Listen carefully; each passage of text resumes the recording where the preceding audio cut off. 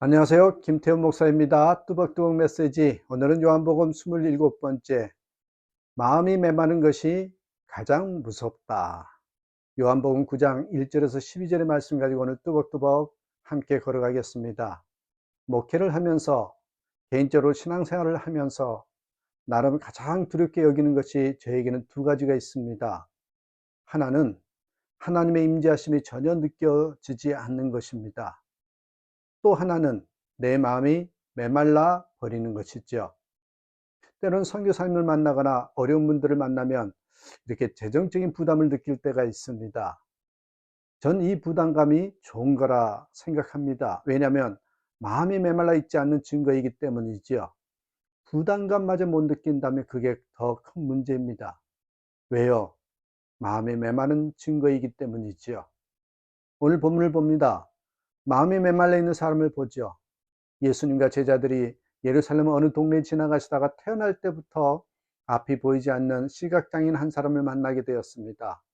그 사람을 보고 제자들이 대뜸 예수님께 묻습니다. 2절에 이 사람이 맹인으로 난 것이 누구의 죄 때문입니까? 자기입니까? 그의 부모님입니까? 여러분, 제자들이 이 질문에 대해서 어떤 느낌이 드셨어요? 정말 누구 죄 때문일까 하고 답을 생각하기 전에 제자들의 마음을 보아야 합니다. 메마를 대로 메마른 그 마음. 그들에게는 그 시각장애인의 고통은 전혀 관심이 없습니다. 오직 호기심거리 뿐이에요. 여러분, 자신들의 말을 듣는 그 사람이 어떤 마음의 상처를 받게 될지 아무 상관이 없습니다. 예를 들어 봅니다. 어느 부인이 눈주위가 시퍼렇게 멍이 들어서 교회에 왔다면 여러분 어떻게 하시겠습니까? 그분의 마음을 헤아리겠습니까? 아니면 호기심이 발동하겠습니까? 옆 사람에게 저 사람 부부싸움 했나 봐. 남편이 때렸나 봐. 말로 하지 부인을 왜 때려? 말은 동정을 하는 척하지만 사실은 호기심일 뿐입니다. 그 사람이 들으면 예배도 못하고 나가지 않겠습니까?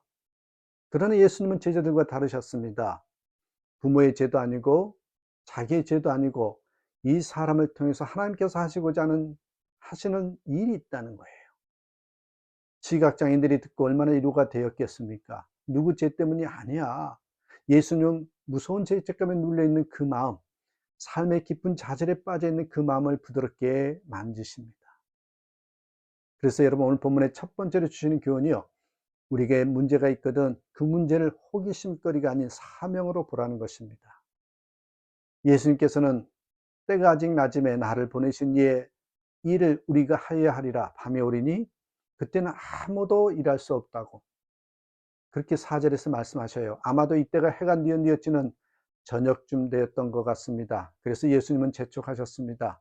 지금 우리가 이렇게 논쟁하고 있을 때가 아니다. 우리가 해야 할 일은 이 사람을 통해서 행하시고자 하는 하나님의 뜻을 이루어 드리는 일이다.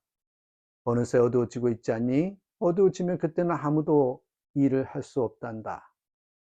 이 말씀은 우리에게 과거의 실패나 불행만 생각하고 있을 그런 시간이 없다는 것을 말씀하고 있습니다.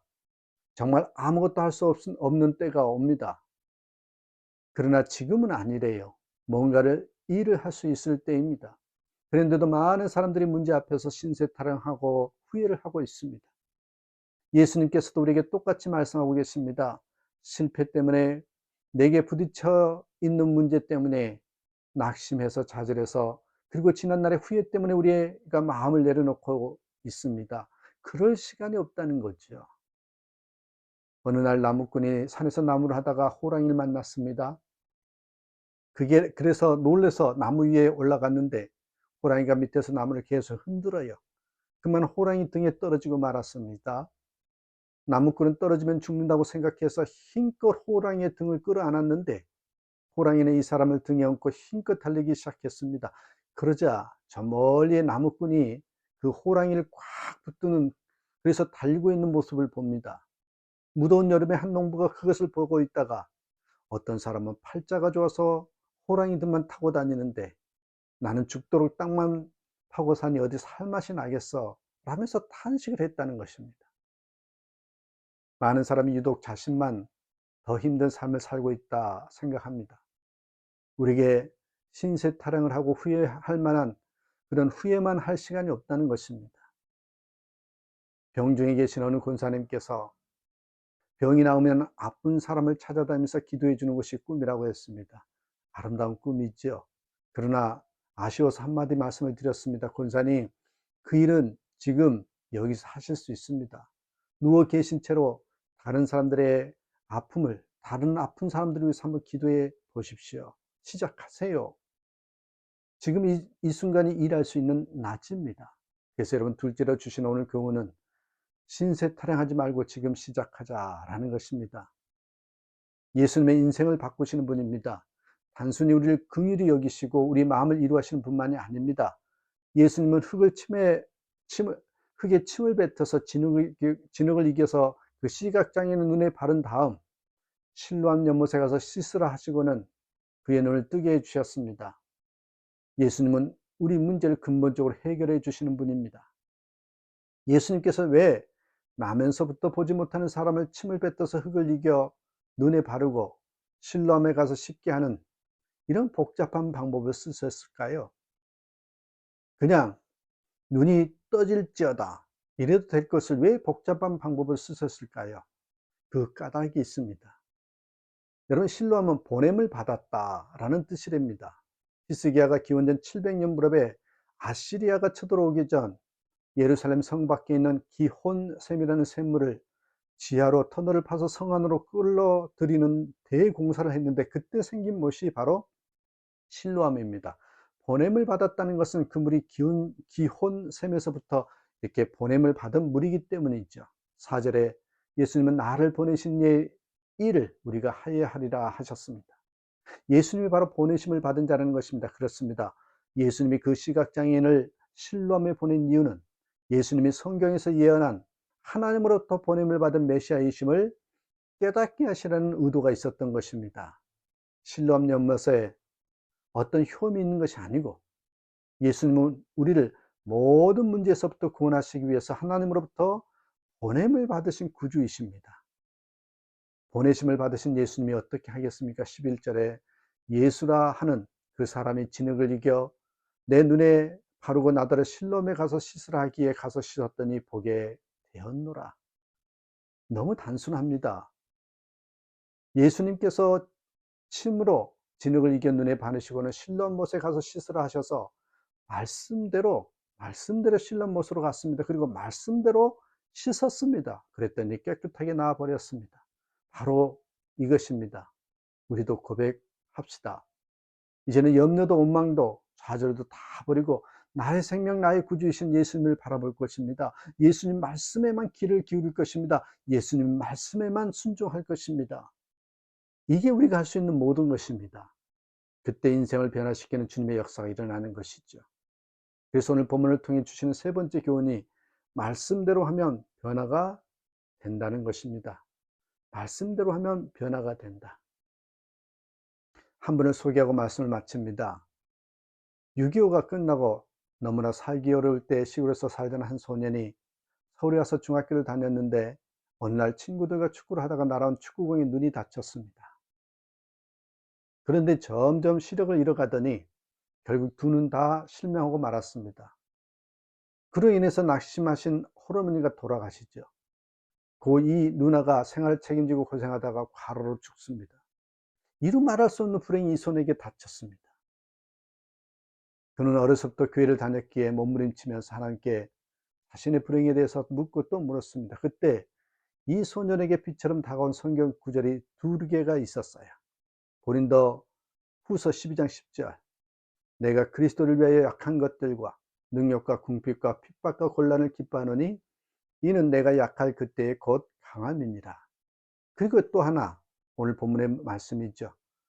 이 사람이나 그 부모가 죄를 범한 것이 아니라 그에게서 하나님의 하시는 일을 나타내고자 하심이라. 이 소년은 이 말씀을 자신의 불행에 대한 하나님의 답으로 붙잡았습니다.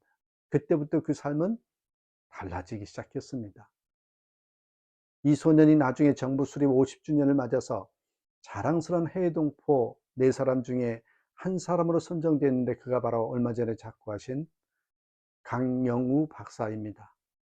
한때 눈이 안 보여 기차 타고 택시기사가 승차 거부를 하고 버스 차장이 밀어내는 한국 현실을 많이도 원망했으나 지금은 오히려 실명에 감사한다고 그렇게 고백했던, 실명은 장애가 아니라 사명을 수행하는 도구라고 생각으로 바꾸었습니다. 눈을 다치지 않았더라면 아내도 못 만났고 한국에서 배척받지 않았다면 이렇게 세계적으로 쓰이지도 못했을 것 아닙니까? 강영호 박사가 이렇게 될 수 있었던 것은, 하나님의 말씀을 붙잡고 자신이 실명한 것은 하나님의 하시는 일을 나타내고자 하심이라는 그런 주님의 약속을 믿었기 때문이라는 거고 말씀드리고 싶습니다. 여러분은 어떤 말씀을 붙잡고 있습니까? 이 설교를 주면서 두 가지 말씀을 저한테는 주셨어요. 정말 온전한 성품으로 살고자 하는 마음, 쉽게 낙심하는 것을 고치고자 하는 마음. 그렇습니다. 물려받은 유산이 없다고, 제대로 공부 못했다고, 불치병에 걸렸다고, 자녀가 가시와 같다고 팔자를 탓해서도 안 됩니다. 예수님을 영접한 사람이 그렇게 할 모습이 아니라는 거예요. 우리는 죄나 실패 때문에 이 자리에 온 것이 아니라 하나님의 일을 이루기 위해서 여기에 있다.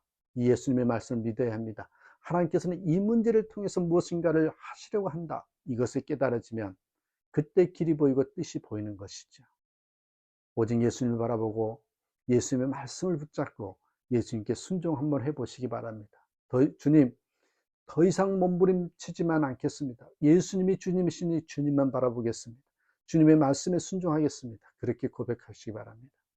이런 고백들이 있는 그런 신앙, 그래서 진정 하나님의 자녀로서 당당하고 멋지게 살아가는 저와 여러분 되시기를 주님의 이름으로 축복합니다. 감사합니다.